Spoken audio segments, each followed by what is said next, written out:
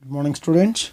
So today in this session we will be discussing about the modern technique. So in the previous class we discussed about the traditional techniques. So under that we discussed about the personal observation, statistical report, break-even analysis, and budgetary control. So today we will be discussing about the modern technique. So what is modern technique under the managerial control? So modern techniques of controlling are those which are of recent origin and are comparatively new in the management literature. So these techniques provide a refreshingly new thinkings on the ways in which various aspects of an organization can be controlled. So I told you modern techniques are those kind of techniques which is totally new. It is totally of recent origin. So it is a controlling method or a controlling technique which is introduced recently. It is of recent origin. So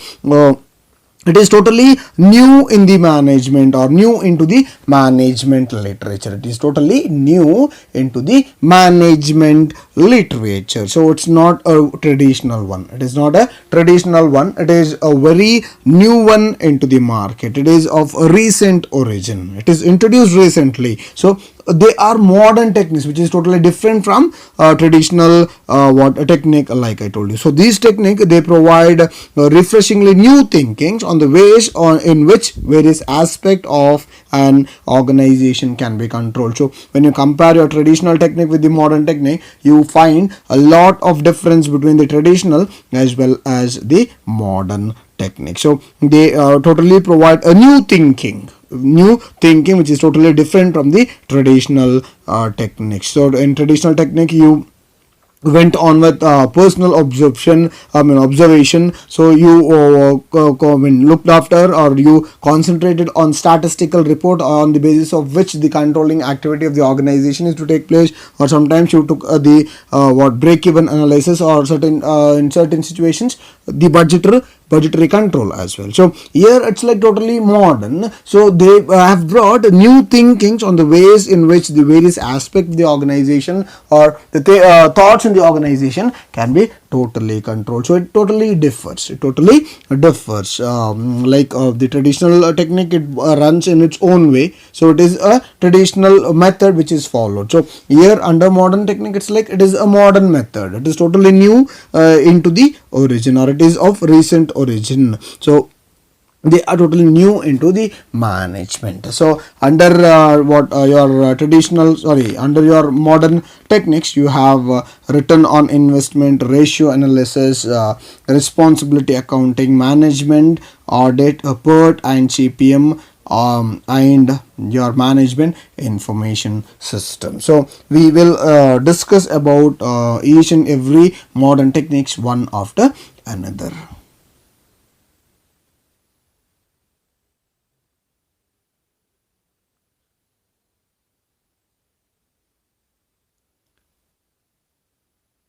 So the first one is return on investment.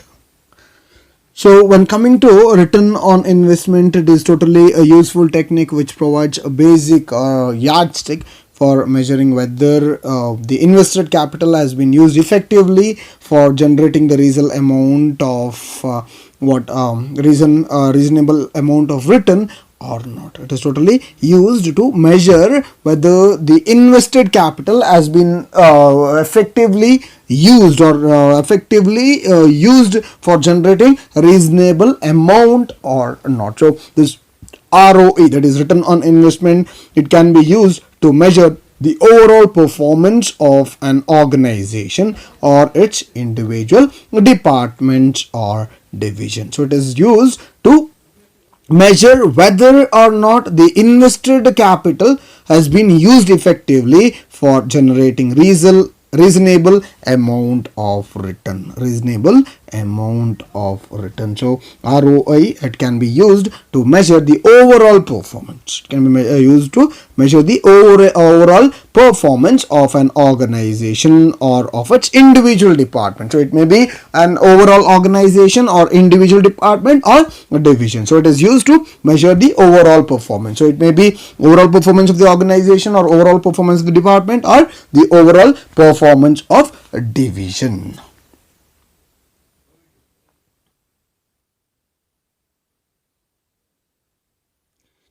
this return on investment, it can be calculated on the basis of a formula.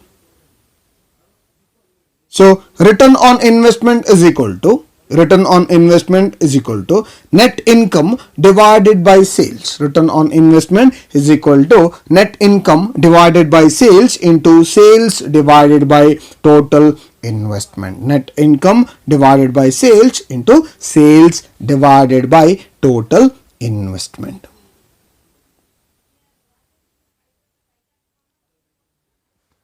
So the net income before or after tax may be used for making the comparison. Net income which is before or after the tax, it may be used for making the comparison. The total investment including both working as well as fixed capital invested in the business. So according to this technique, ROI can be increased either by increasing the sales volume proportionately more than the total investment, or by reducing total investment without having any reductions in sales volume. So it can be increased either by increasing sales volume proportionately, either by increasing sales volume proportionately more than total investment, or by reducing total investment without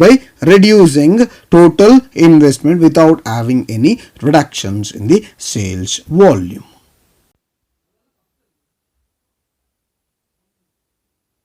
So ROI, it provides top management an effective means of control for measuring and comparing performance of different departments. It provides top management an effective method or means of control for measuring and comparing performance of different departments. So it also permits departmental managers to find out the problem which affects ROI in an adverse manner. It provides top management an effective means of control for measuring and comparing performance of different departments. So it also permits departmental managers to find out the problem which arises or which affects ROI or return on investment in an adverse manner.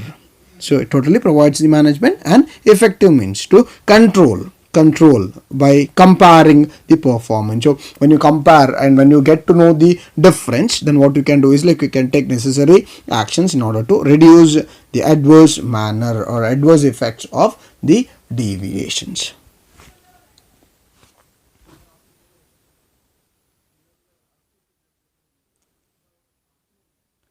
The second one is ratio analysis. So when coming to ratio analysis, it refers to the analysis of financial statement through computation of ratio. It is nothing but analysis of financial statement through computation of ratio. So the most commonly used ratio, there are certain commonly used ratios. So like I told you, ratio analysis, it is nothing but the analysis of financial statement through computation of ratio. So with the help of ratio, what you do is you analyze the financial statement. So there are certain this one, that is ratios or commonly used ratios. So which are those commonly used ratios? The first one is liquidity ratio. So liquidity ratios are calculated to determine the short-term solvency of business. It is totally used to determine the short-term solvency. So solvency is like the availability or the requirement of fund available or the total amount of fund available in the business. So liquidity ratio, it is totally calculated it is calculated to determine the short term solvency of business. So you can't say that the business can be solvent all the time or it will have enough amount of fund all the time. So what you have to do is you will have to calculate or you have to determine the short term solvency of the business. So solvency of the business or short term solvency of the business becomes very important. So this is a liquidity ratio are calculated to determine, to know the liquid the liquid form of cash amount in the available in the business organization. So what is the amount of liquidity available in the business organization? So analysis of current position of these liquid funds determines the ability of business to pay the amount due to the stakeholders. So stakeholders is the one or are the one who have interest on the business organization. So it may be consumer or shareholder or employees or general public. So all they have an interest on the business organization. So totally that is the analysis of current position of liquid funds. It totally determines the ability of the business to pay the amount due to its shareholders. So if the liquidity ratio is good,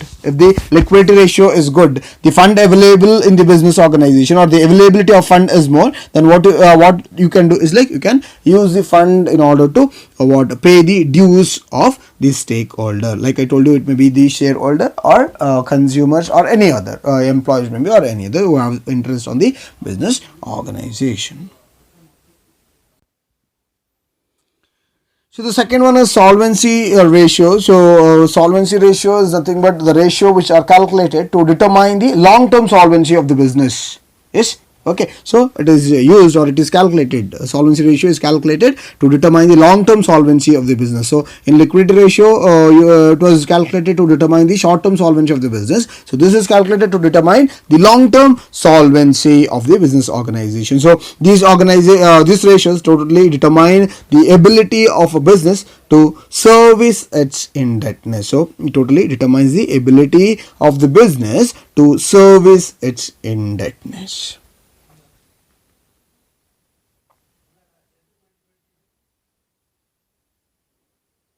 The third one is a profitability ratio. So when coming to profitability ratio, so these ratios are calculated to analyze the profitability position of a business. So profitability position is nothing but the amount of profit which a business organization is gaining. So what is the amount of profitability position? So what is the position of the business organization? So if the business organization is gaining a good amount of profit, then it means that the profitable position of the business organization is good. So on the other hand, when the business organization isn't gaining a good amount of profit, then it means that the profitability position of the business is totally reduced. So such ratios, it involve the analysis of profits in relation to sales or funds or the capital employed in the business organization. So the fourth one is a turnover ratio. So turnover ratios are calculated to determine the efficiency of operations based on the effective utilization of resources. So what is the efficiency of the organization? So what is the amount of fund available in the organization? Its availability.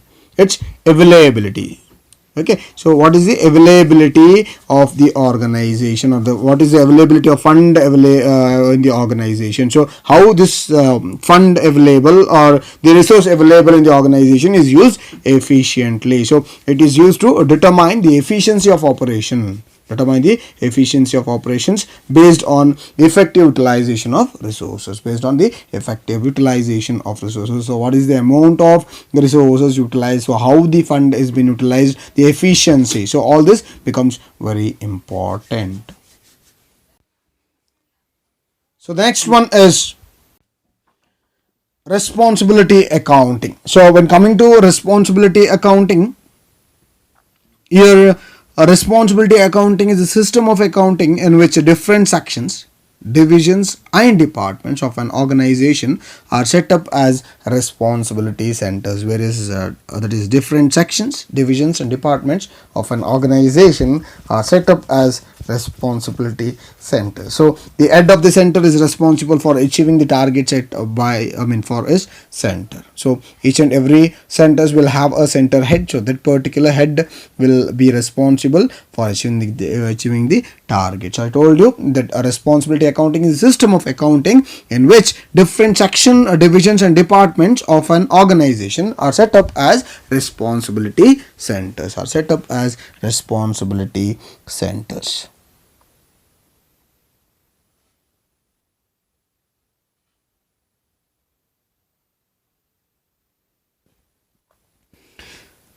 So under your responsibility centers, the first one is cost center. So there are different types. So the first one is cost center. So cost center, a cost or expense center is a segment of an organization in which managers are held responsible for the cost incurred in the center but not for the revenue. So in the manufacturing organization, production department is classified as cost center. So why it is said that production department is classified as cost center is that the expense or the expense is a segment. So cost center is a segment of an organization which manager are held responsible for the cost incurred in the center, for the cost incurred in the center, but revenue is not considered. So revenue is not considered, so but not for the revenues.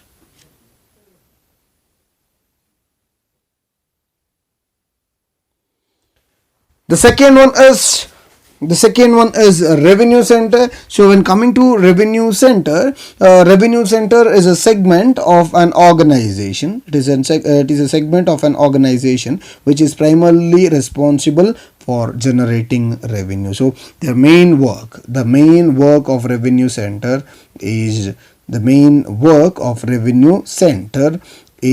to generate revenue. So that is why it is said that the revenue center is a segment of an organization which is primarily responsible for generating revenue. So generating revenue is very important.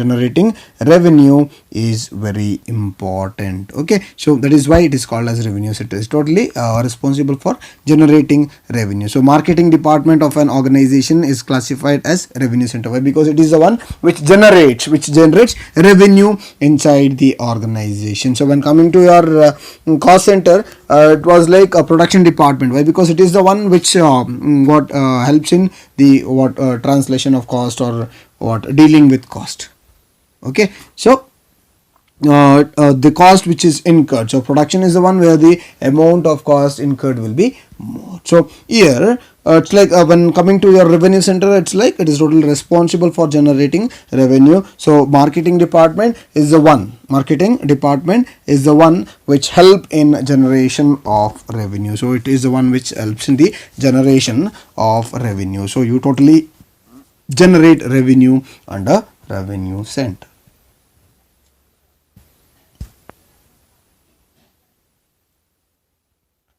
So the third one is profit center. So profit center is a segment of an organization.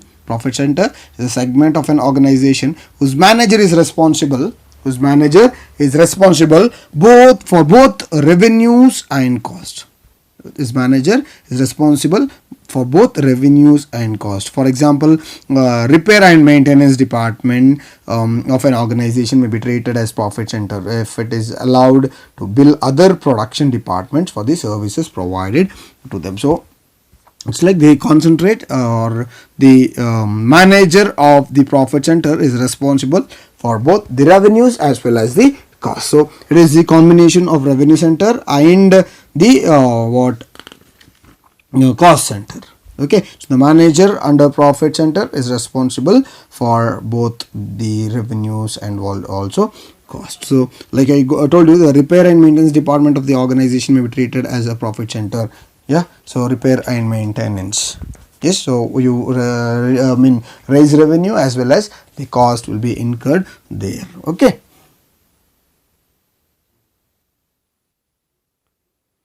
The fourth one is investment center. So when coming to investment center, an investment center is responsible only for profits, but also not only responsible for profits, but also for investments made in the center in the form of assets. So the investment center is responsible not only for profits. They are responsible not only for profits but also for investment made in the center. In the form of asset. Okay, so the investment made in each center is separately ascertained, and return on investment is used as a basis for judging the performance of the center. Investment center is responsible not only for profits but also for investments made in the center in the form of assets. So the investment made in each center is separately ascertained, and return on investment is used as a basis for judging the performance of the center. So it is totally responsible on the for the investments made in the center in the form of asset. So what is the amount of investment made of the asset? So investment on the asset. So what is the amount of fund invested? So the investment made in each center is separately ascertained, and the return on investment is used as a basis for judging the performance of the center. So the remaining concept like your management audit, your PERT and CPM, and your management information system can be discussed in the next coming class. Okay, so we'll just recall about the things which we have done today. So we learned about what is modern technique. So what is modern technique? So modern technique is a kind of technique, or modern techniques of controlling are those which are of recent origins. They are totally of recent origin. They're totally of recent origin and are comparatively new in the market. So I told you that it is totally new into the market. So the not only market, totally new in the management literature also. So which are of recent origin and comparatively new in management literature. So these techniques provide a refreshingly new thinking on the ways in which various aspects of the organization or how the business has to be controlled. So it is totally a new technique when it is compared with the traditional technique. So what happens when it is a new technique? There are chances that a lot of innovative ideas or skills will be used in this type of technique in order to bring better performance among the employees. So I told you under that you have return on investment, ratio analysis, responsibility accounting, management audit, PERT and CPM, management information system. So I also told you that the concepts like management audit, PERT and CPM, and also your management information system will be discussed in the next class. Okay, so when coming to your modern technique, the first one was return on investment.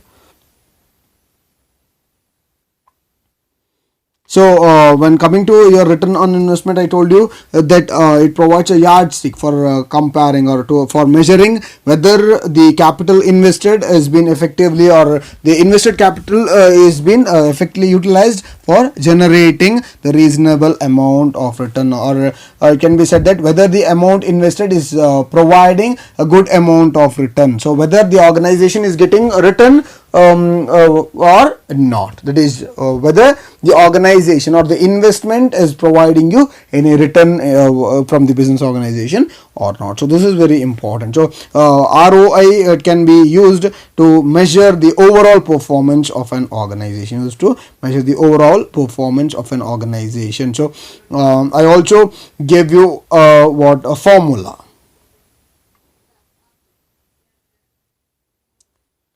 So the formula was like ROI is equal to, that is return on investment is equal to net income divided by sales into sales divided by total investment. So where I told you that net income before or after tax may be used for making comparison.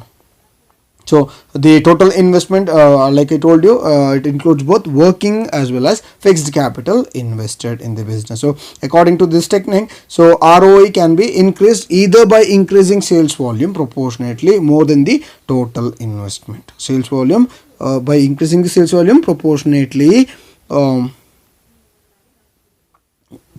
more than the total investment, or by reducing total investment without having any reductions in sales volume. So ROE, it provides top management an effective means of control for measuring and comparing performance of different departments. So it also permits departmental managers to find out the problem which affects ROI in an adverse manner. So I also discussed this with you.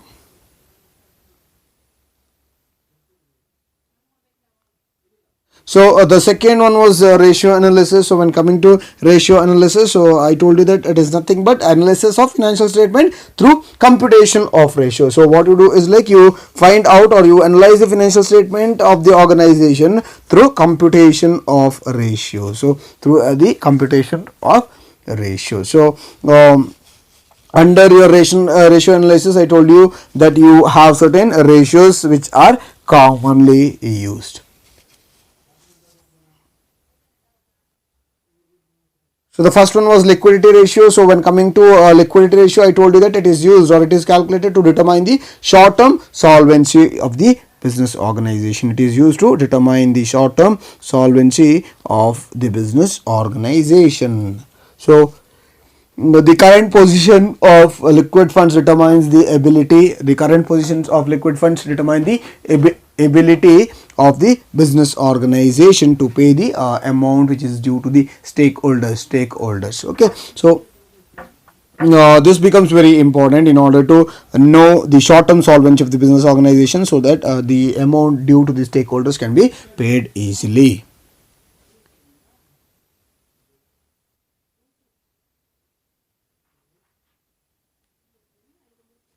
The second one was solvency ratio. So when coming to solvency ratio, so this solvency ratio is calculated in order to determine the long term solvency of business. It is used or it is it is used to calculate calculate or which is calculated to determine the long term solvency of business. So this ratio, it totally determines the ability of business to service its indebtedness. So when you have long term funds, it becomes easy for you to service your indebtedness. You can balance the indebtedness available in the business organization. You can see that there is no debt available in the organization.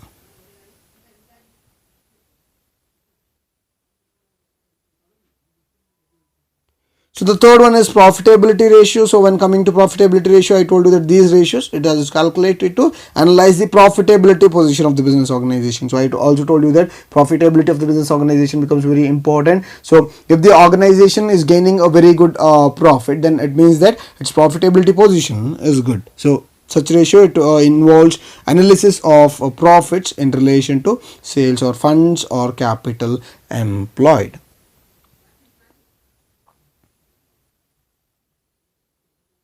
Fourth one is turnover ratio. So turnover ratio are calculated to determine the efficiency of operation. Calculated to determine the efficiency of operations based on effective utilization of resources. Based on the effective utilization of resources. So higher turnover means better utilization of resources. So what is the amount of what utilization of resources is done in the organization? So whether the available resources or available resources in the organization are utilized to the greatest efficiency in the organization.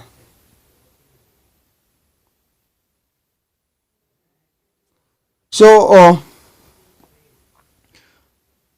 the next one was responsibility accounting. So when coming to responsibility accounting, I told you that responsibility accounting is a system of accounting in which different sections, divisions and departments of an organization are set up as responsibility centers. So here what happens is like the head of the center will be totally responsible for achieving the target or the objective which is set by the center. So center, each and every center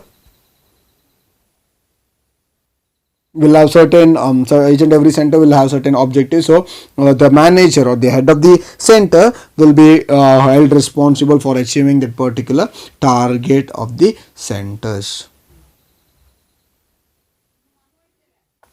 So the first one is under the responsibility accounting. The first one was cost center. So I told you that cost or expense center is a segment of an organization in which managers are held responsible. Managers are held responsible for the cost incurred in the center, but not the revenue. So he is not responsible for the revenues. He is just only responsible for the cost that is incurred. So I told you that manufacturing in the manufacturing organization, the production department will be called as, or will be coming under the cost center, or it is classified into the cost center. The second one was like revenue center. So I told you revenue center is a segment of an organization which is primarily, it is totally responsible for what generating revenue in the organization. So marketing department is totally responsible for generating revenues into the organization or generating funds in the organization. So that is why it is called as what it is classified. It is classified as a revenue center. So the third one. So the third one is profit center. So when coming to profit center, it is a segment of the organization where manager is responsible for both the cost as well as the revenue generated in the organization. So I told you that maintenance and repair department comes under your profit center. So I told you that it is a collaboration of both the revenue center and the cost center. So both it is a segment of an organization where manager is responsible both for revenue as well as the cost.